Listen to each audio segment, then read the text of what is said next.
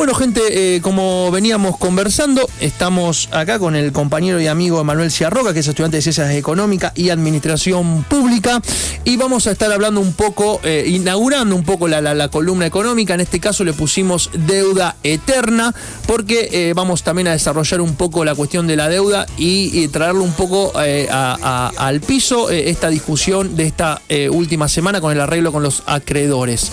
Así que bueno, Emanuel, ¿cómo andás? Buenas tardes, ya te presentaste, pero te saludo de vuelta. ¿Cómo andás? Bueno, Lalo, muchísimas gracias por la presentación. Aprovecho para compartir de nuevo con todos y extenderles el saludo y darle las gracias también por esta oportunidad de encontrarnos, en donde nos permitimos sociabilizar el conocimiento para ser mejores entre nosotros desde una mirada peronista, pero con el sesgo económico. Así es, Emma. Bueno, me gustaría un poco que arranques, ¿no? Porque el tema también tiene que ver con qué es la economía un poco para nosotros, bajarla al llano, liberarla de tecnicismos que por ahí confunden más que los que esclarecen. Bien. Bueno, como bien decís vos, para nosotros, para el movimiento peronista, para los justicialistas, claramente la versión economicista que hay hoy dando vuelta, que tiene un sesgo, más que un sesgo, una matriz liberal, no es algo que se identifique con el hombre y la mujer de a pie. Digo, particularmente en economía muchas veces se utilizan muchos tecnicismos para desorientar al pueblo argentino, y la realidad es que la realidad efectiva del pueblo argentino, y sobre todo la económica, que es una realidad política, se puede explicar desde el llano.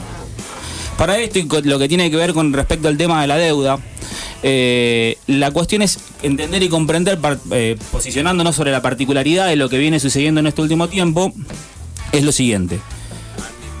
Tenemos que entender que la deuda es algo que hemos heredado de distintos gobiernos, en este caso que la deuda per se no es malo, sino que es algo que es práctica de la economía. Digo, la deuda en términos económicos, en la práctica económica, es una deuda, es una actividad, perdón, no es una actividad. Es un instrumento. Es un instrumento de la economía que te permitiría, por ejemplo, generar desarrollo.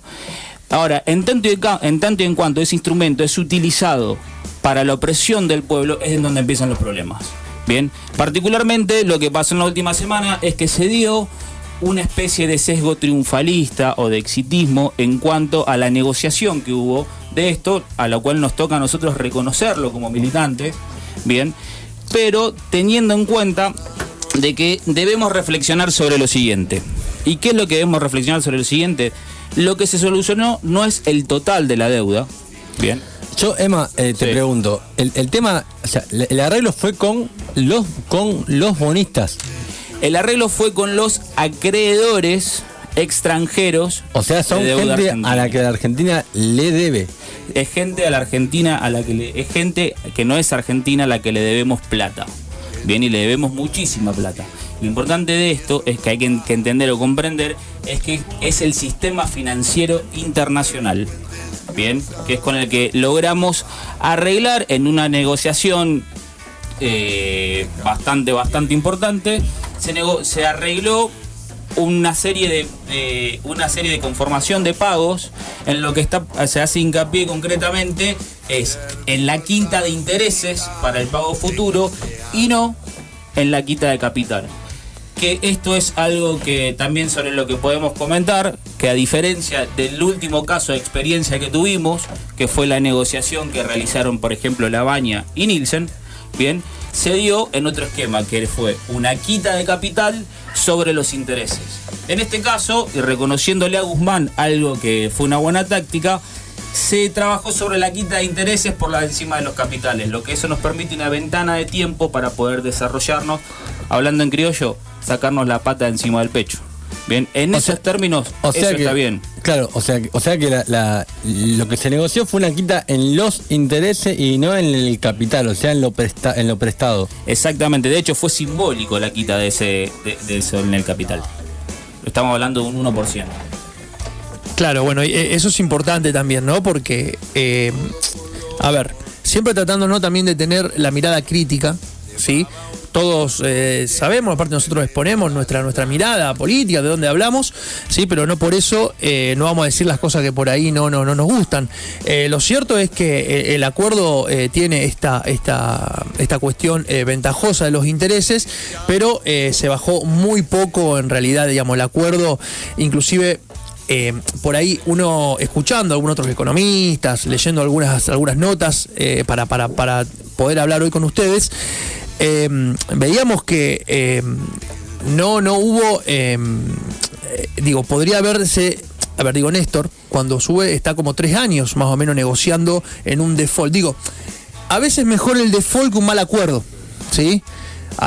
Durante 3 años se estuvo negociando en su momento con el tema de la deuda y se estuvo con ese tira y afloje. Me parece acá, y te lo tiro como pregunta a vos, ¿no?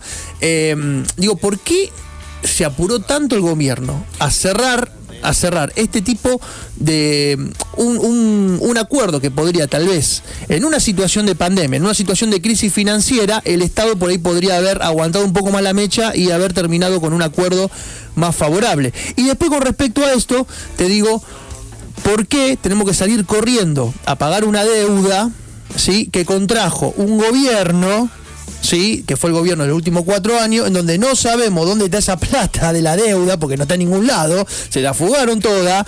Sin embargo, nosotros estamos corriendo atrás, yendo a arreglar los quilombos de estos tipos, que no está mal, pero hermano, exponé que se está pagando un fagote de guita, el FMI, ahora vamos a hablar, si que el FMI, ya está hablando de lo que doble privado, pero el FMI hizo el mayor préstamo de toda su historia, para la campaña de Macri, y sin embargo nosotros estamos yendo a correr a pagar esa deuda, ¿sí?, mientras Macri está paseando por Francia con Antonia y la mujer. Bien, bueno, te voy a pedir que me repites la primera pregunta porque me fuiste. Eso fue un descargo. Sí. Eso fue un descargo. Creo que la pregunta tenía que ver con si el gobierno no podría haber negociado de una manera, podría no haberse apurado tanto en cerrar un acuerdo, que está bien, por ahí la respuesta, como hizo otro economista, fue la presión del FMI, pero no se podría haber esperado un poco más para hacer un mejor acuerdo. Bien, bueno, acá lo que hay que tener en cuenta es lo siguiente, lo que se negoció y llegamos hasta la última instancia dentro de lo que es lo preestablecido, bien, dentro de las negociaciones, fue el no caer en default. El no caer en default es una situación de extremada complejidad para todo el pueblo argentino. ¿Por qué? Porque, y en esto nos tenemos que remontar un poco hacia atrás, Argentina tenía deudas con el sistema financiero internacional adquiridas tanto por el gobierno de Néstor y Cristina, que veníamos pagando, pero además también con el gobierno de Mauricio Macri. El gobierno de Mauricio Macri, como todos sabemos, en la experiencia que tuvo el pueblo argentino, fue pésima. De hecho, fue una pandemia económica para todos nosotros. Nos exprimieron como limones, claramente.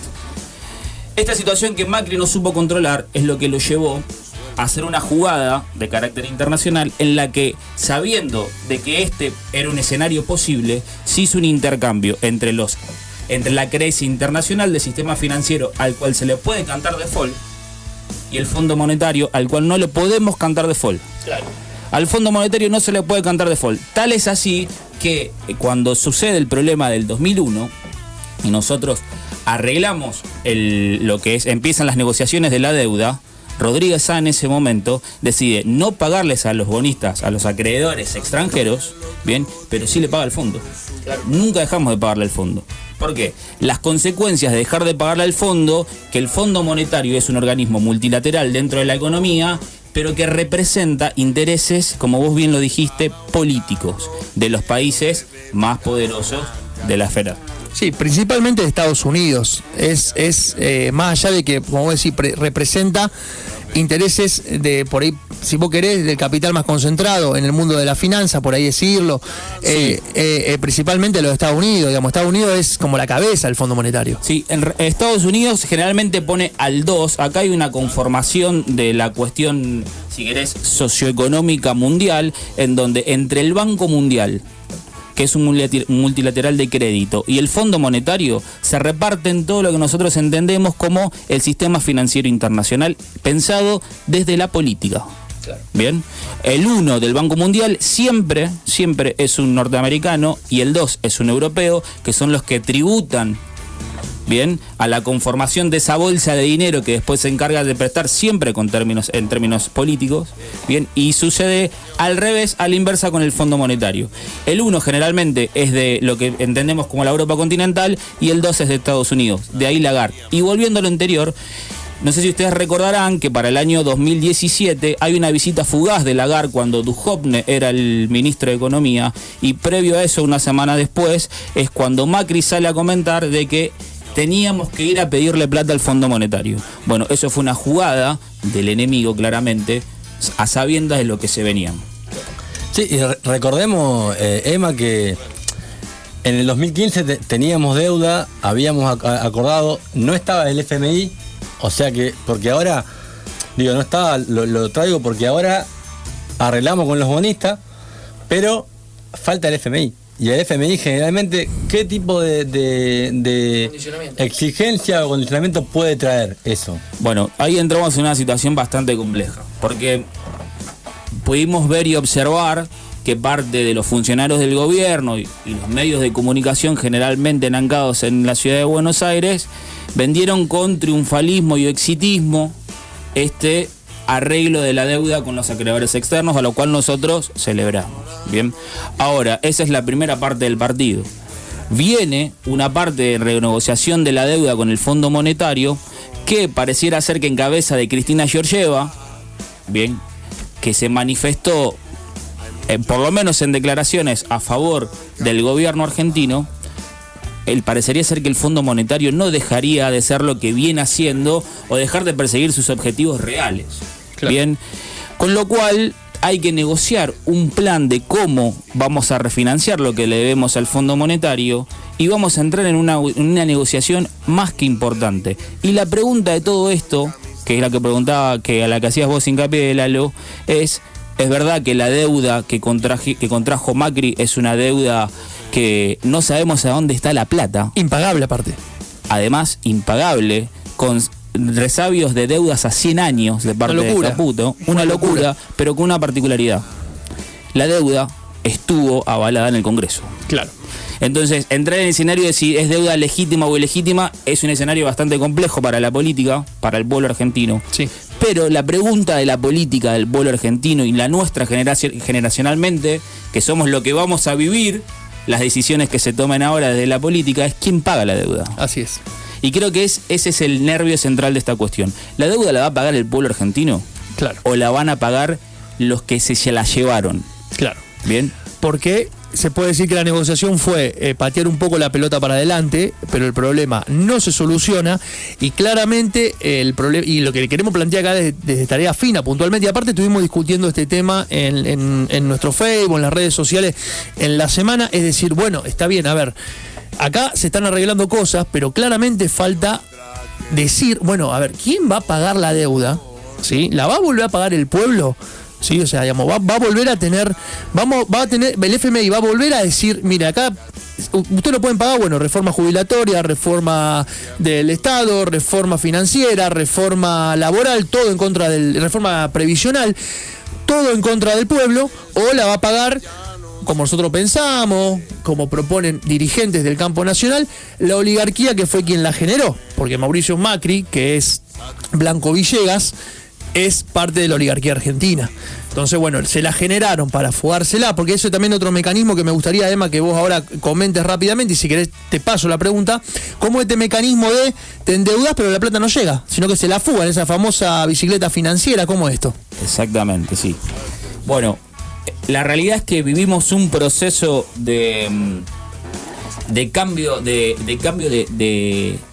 sesgo de la manera en que se venía gobernando este país. Bien, y eso pasó cuando Macri gana las elecciones en el 2015. Bien, en donde claramente el sesgo de ese modelo que tenía Macri arranca teniendo un sesgo de carácter oligárquico, pero para el 2017, 2018 empieza a tener un sesgo neoliberal / financiero. Eso se vio en las variables del tipo de cambio que tuvimos, producto de los desequilibrios macroeconómicos que Macri no pudo resolver, y por eso terminamos en el fondo. Bien, esto fue un escenario propicio para que el resultante en términos de dinero sea una fuga extraordinaria. ¿Vos pensás que no se pudo resolver o que se toma deuda para fugarla?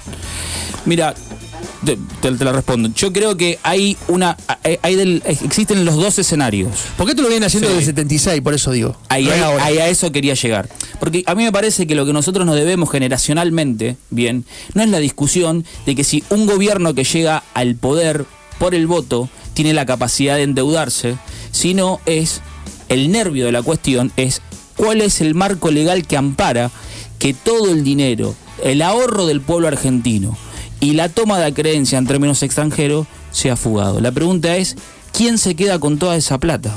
Claro. Y esta historia arranca en el 76 con la ley de entidades financieras y con Martínez de Oz. Jamás derogada, como diría un compañero. Vigente actualmente. Y eso es parte del nervio central de nuestro problema político y que nosotros generacionalmente debemos retomar y debemos repensar. Sobre todo para el modelo de producción y trabajo que tenemos que encarar para empezar a pagar la deuda ya. Claro. Bien.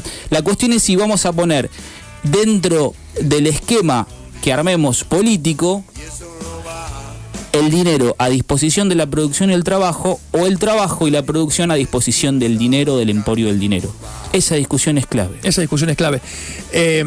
Lo que también por ahí, y también para ir cerrando un poco, bueno, primero quiero recomendar dos entrevistas, intervenciones de dos economistas.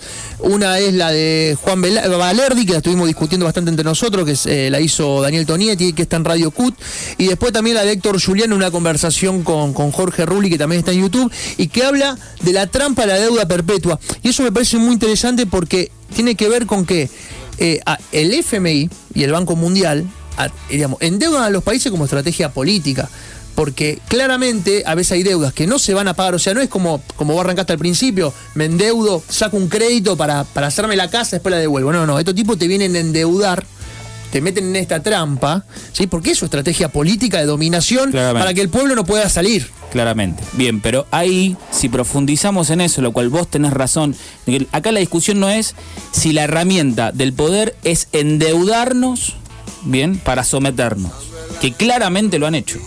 La pregunta es si para nosotros, para lo que somos representantes del movimiento, somos integrantes, no representantes, somos integrantes del movimiento nacional, para nosotros la economía es el trabajo o es el dinero.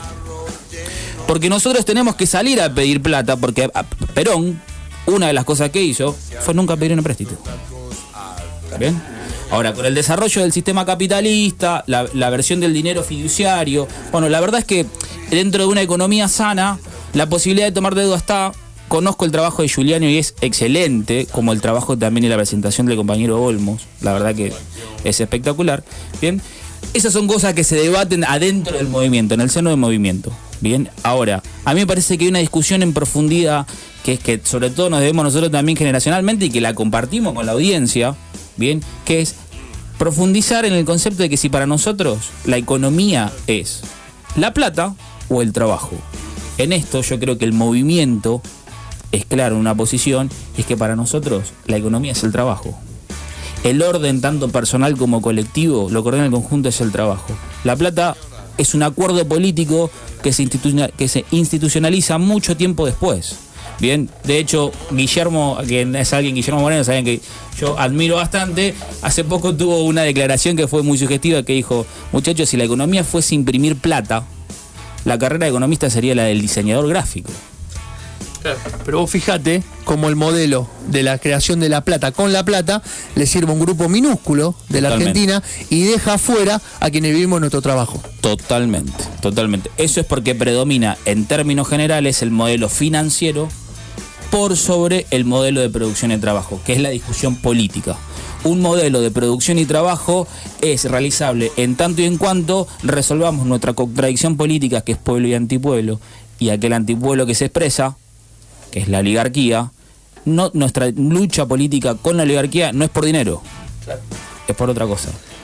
Muy interesante, Emma, y la verdad que vamos a seguir haciendo este laburo porque es clave, me parece, para que el conjunto de las compañeras, los compañeros, amigos y amigas puedan interesarse e informarse sobre el tema. Y bueno, vamos hacia adelante. Seguramente esto que estás marcando vos, Emma, emisión monetaria, son todos temas, como dicen los medios de la maquinita, toda esta cuestión, la vamos a charlar porque es importante. Es clave porque también son temas que hacen a la realidad de los argentinos y de la Argentina. Totalmente, eso es algo que es parte y que le duele al hombre y la mujer de a pie del pueblo argentino, del hombre que se levanta a las 5 de la mañana para tomar un bondi e irse a laburar, para la mujer que también tiene que salir a hacer mandados y está mirando para los costados de que y a trabajar, no la roben. Y a trabajar. Claramente. Así que bueno. Bueno, Emma, muchas gracias. Vamos a estar, como decía acá el amigo Diego, vamos a estar charlando con vos más de una vez. Sos parte de Tarea Fina, así que bueno, muchas gracias por tu introducción, fue muy esclarecedora. Así que bueno, espero que le haya gustado y continuamos con más Tarea Fina.